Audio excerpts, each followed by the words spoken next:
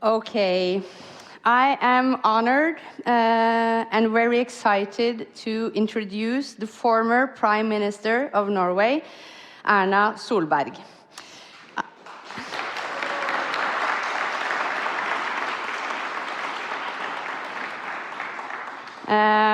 Some weeks ago, when you had the last dinner with the Parliament group at Bristol, I just had a Justin Bieber moment, because I was seated with at the table when you came in, and I was like, oh my God, that's the Prime Minister of Norway. And I have kind of the same feeling right now.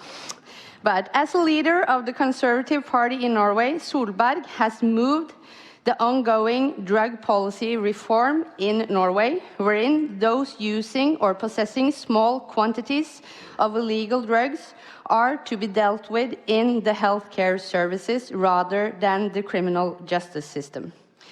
She is now leading the largest opposition party in the Norwegian parliament, and we know that you will be an important voice in keeping the pressure on the current government for better human rights for people who use drugs. And for this, we are thankful. It's most needed. Solberg will have a conversation together with Ole Martin Moen. Ole Martin Moen is a professor of ethics at Oslo Metropolitan University. He holds a PhD in philosophy and leads a 5-year research project titled What Should Not Be Bought and Sold, funded by the Research Council of Norway. He specializes in practical ethics and has written on issues like biotechnology, sexuality, and the use of psychoactive drugs. So welcome to the both of you to the stage, and we will enjoy your conversation.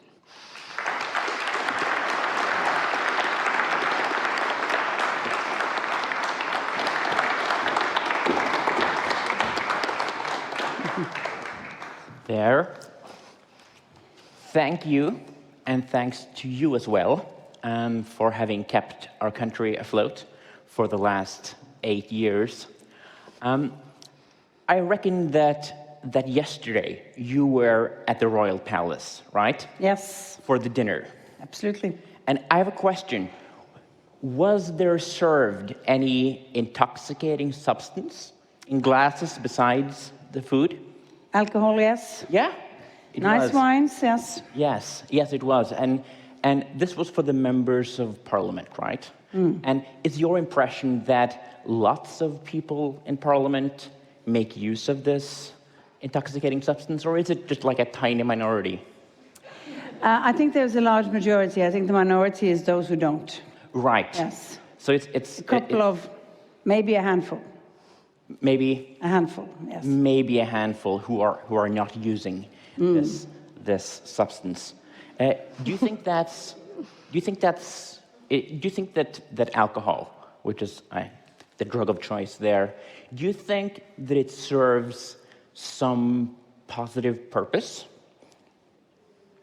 Well, it tastes nice. It goes well with the food, right. And it makes you a little bit more relaxed if you need that, yes. Right, and I imagine that as a politician or as a prime minister, that might certainly be a need. You mentioned the taste, but then added that probably the taste isn't just all of it. It's not just an accident that this taste of wine or beer also gives some kind of intoxication. You said, relaxing, socializing, maybe. Do you think because it could be that people in parliament are, in a sense, addicted, so they just need it? Or do you think that it could actually serve like some good purpose, as long as it's done within proper limits? Is there a good there that's achieved? It is a good there, but I think I have a different view of addiction than you have. Mm-hmm. It sounds like that.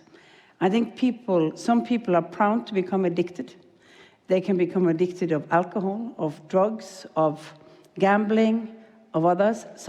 And a lot of people can handle this quite nicely. It doesn't give a large problem for them. It is this understanding that is behind my view on how you should deal with drug addiction, and that you should use not the criminal system for when people are using it for personal, in personal or small quantities, because I think addiction is an illness. And that's my party's view on this. It's not a philosophic view that because we culturally drink alcohol in Norway and that gives us a good mood, then we should use everything else that gives us a good mood. It's because addiction is an illness. And it's a health problem, not a legal, not a crime problem. That's our view. And it comes out of a long tradition, I think, not long, but the last 30 years, we have gone from looking upon this as people are losing out, that people can't control themselves. This is something you do, willingly. You are the reason for your own problems, into understanding that addiction is an illness and that you have to handle this as you would handle any other illness. That does not mean that people who don't have an addiction problem should just say we can do everything, because I still believe that there is a need for rules and regulation on drugs. I am not in favor of legalizing, but I'm in favor of treating this and treating addiction as it is an illness. Yes, good. I'm just stopping your philosophical way of trying to get me into doing the wrong, Right, because you're a politician, I'm a philosophy professor. I'm from Bergen, and we have learned about Erasmus Montanus, he's the one who gets you into logic, yes. I'm trying to pull you, into the philosophical landscape of the discussion again, because that's really the way I see it, at least, as like the context around this. We just assume that we understand the phenomenon and that we know what we're going to reach, or aim for, but often we don't. So I'm very glad to hear that you think that there are actually some kinds of goods that can be achieved, and of course those can be counterweighed, I guess, by hangovers or long-term problems. But there's still some kind of good there. So if you could get the good without getting the bad part of it, do you think that there's a sense in which there is like an optimal amount of intoxication, or would zero just be the best? Or could there be actually some positive side to this that we would actually lose out on if we just kept it to a zero? I think you would lose out on something if you occasionally get the possibility to relax and others. But of course, I can't stop from thinking that the fact that a lot of people are also using both alcohol and drugs as ways of escaping from problems because they can't handle those problems. They are using it as medicine. They are using it as escape. I don't believe that escaping from your problems instead of handling your problems is the best way to do it. That's why I live in a little bit more realistic world than a philosophical world, because I know that we do make mistakes as human beings.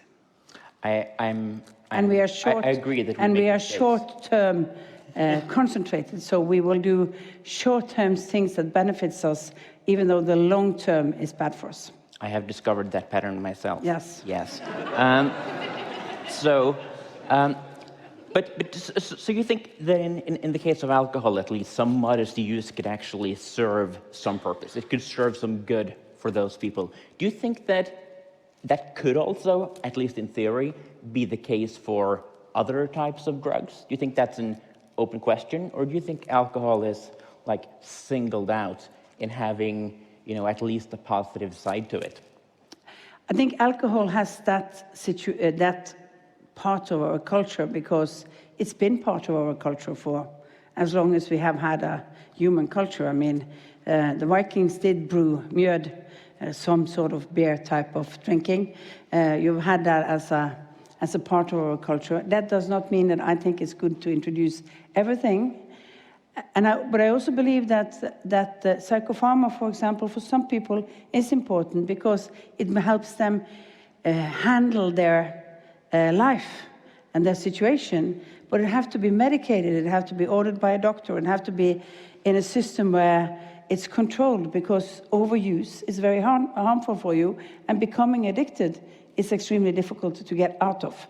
And I've met so many who have become addicted by legally obtaining drugs. I mean, that probably is as big a problem as the illegal part in most of the Western society, that you become drug addicted because you get medical prescriptions to handle your other problems. So I'm a little bit more practical than you are. Yeah, well, we'll hope so, or it seems so since we've managed to keep the country going. But it's interesting then that for alcohol, we think that you shouldn't use it to self-medicate. That would be a problem. But it's interesting that with the other drugs, they should not be used for recreation and fun. They should only be used for medication. But do you think that's... I find that like a puzzling thing, because at the pharmacological or chemical level, surely drugs are drugs and they have different effects. But should we like treat all drugs basically by the same standard? And of course, if we use the same standard, there will be different assessments for different drugs. But do you think basically we should use like the same standard for evaluating them? Or is it like if there's an ethanol compound in it, as in alcohol, then a different standard should be introduced? Or how do you like see the landscape of different drugs and how they relate? Like legemidler, as we say in Norway, that presumably it's not that it's constituted by miniature medical doctors. That's not what the molecule is. It's a very socially constructed term. So it can't be that. So how should we relate different classes of psychopharmacological drugs to each other? Do you think there are some special categories, or is it just simply one thing that we should assess by one standard? I'm a conservative. That means that we understand history, not just philosophy. Mm-hmm. That means that we understand that you come from a culture and you develop a new culture. I don't think using drugs is good for you. I don't think using too much alcohol is good for you. But a little? A little of everything is not, because it's everything that you do moderately is not harmful for you if you're not prone to become addicted. Right. If you don't have other problems. But then how is our society going to decide who has those problems? Who do we know when we open up for everything? And that's why I say my view of this is we should not have use for personal as a criminal charge, but we should say that you need health care, you need help, because there will be people who cannot handle. There's a lot of people who can't handle their alcohol, and there's a large amount of people who can never handle using other types of drugs. And believe me, I've heard some who have really believed that they could handle it, and a couple of them don't live anymore, which I went to school with, who was so sure that they could handle using different types of drugs, and they were in full control. 5 years later, they overdosed and died. So I think it's important to understand that my route into this discussion is not saying that cocaine is the same as alcohol, using heroin is the same, or pharmaceutical. No, it is the fact that alcohol has a part of our history and culture. It's a part of it's a side effect of something that you're producing for drinking. Other drugs are not that type of part, but we should have this different focus on it. Yeah, I agree with the historical dimension, and I'm actually, before I turned to philosophy, I educated as a historian, so I have the interest for the past as well. But then, not to just be trapped in the present, we still need to ask these questions, for example, about alcohol, when you're saying that it's part of our culture. That certainly is true. But do you think that, some people say that if it were introduced today as a new drug, it wouldn't be legal. But do you think that if it were introduced today, it shouldn't be legal? So ideally, there should be a ban on alcohol? Or do you think that actually that would be a mistake? This is actually a drug that has sufficient upsides to actually warrant, even if it were introduced to us now. I think that if it was introduced now, we would say that it shouldn't be legal. But of course, you can't just take this theoretical thing and say that, because it's part of our history, it's part of our culture, it's part of commerce, it's part of there's a whole lot of farmers around the world who live out of this. And it tastes nice, and for most people, we are in control when we drink good red wine or white wine or anything else. It might be legal to make brandy or cognac or something because it's stronger and more efficient, but I think this movement into discussing the issue on how you treat drug addiction, how you treat this, is a sideway, to be honest. I think you are entering into, sort of on the philosophical moral ground, you have to legalize everything, and then every individual will have to control their own life. I think we're doing harm to people if we have that, if we say that we have this open. So for me, I will not legalize new types of drugs. I will not legalize marijuana. I will not do that. But I will say that if you have your personal quantity, you should be given help, so that people who are addicted do really get the health help. Because I don't believe that you can, that our system of following up through the courts and through the legal system has functioned, especially not on those who are dependent on drugs, because it increases their problems. It's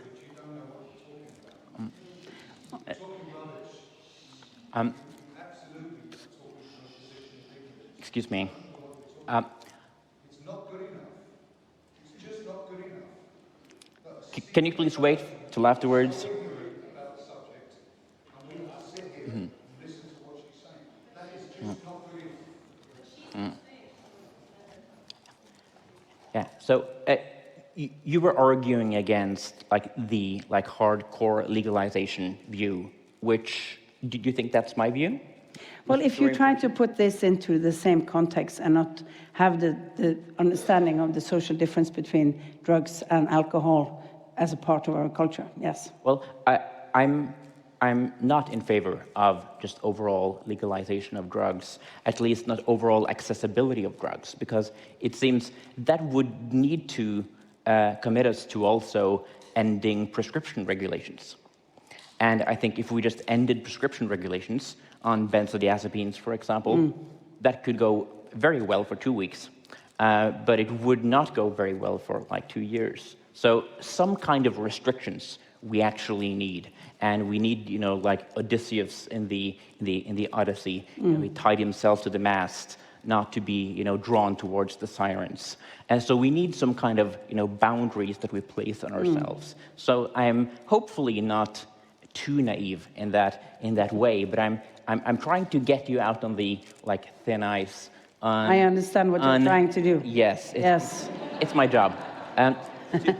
To reflect about these, how we should, approach this issue, and if there is, and what would be the threshold, for example, for actually saying that, yeah, here we have come across a drug that all things considered, it would be an enrichment to actually allow in.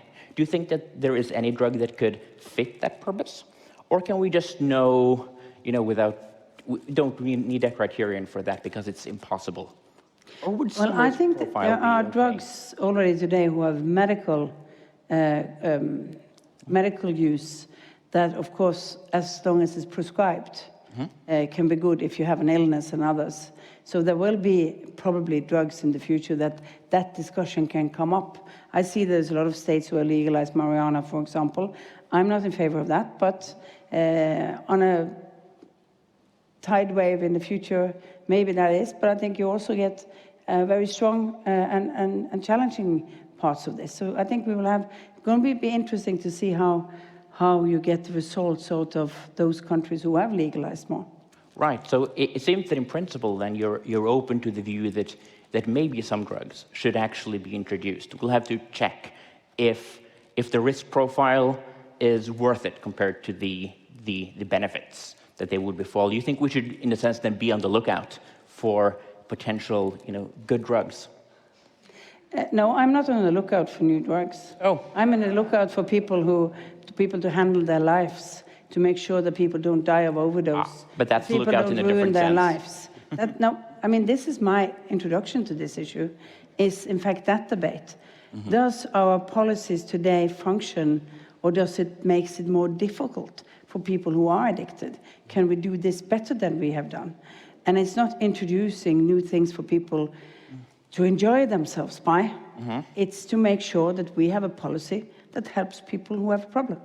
But you're happy that at some point someone did this with alcohol? Yes, and I think it's been part of the fact that you really get alcohol by natural processes has probably made sure that there have been alcohol since the Adam and Eve, if you believe in that, or sometimes in the evolutionary theory, if you believe in that. And there's also, psychedelic mushrooms in the forest, Flansop in Norway. There is cannabis. It's lots. Is natural, but I'm trying to get at your view here. So, do you think, or don't you think that there could be drugs that could be good to introduce? Or it seems this is going to be my last question because we're approaching the end here. But I'm wondering if this is an enterprise that you think would be worthwhile. You seem to say no, but then you seem to say yes as well, because with alcohol, it's not just that it happened, but it actually helped realize some good. That would be the final question. I don't think we are on the outlook for that. I think reform of our policies is about helping people who are addicted. And I don't really believe that we need more routes to escape reality instead of coping with reality in our societies. Right. Okay. Shall we end it there? Thank you very much.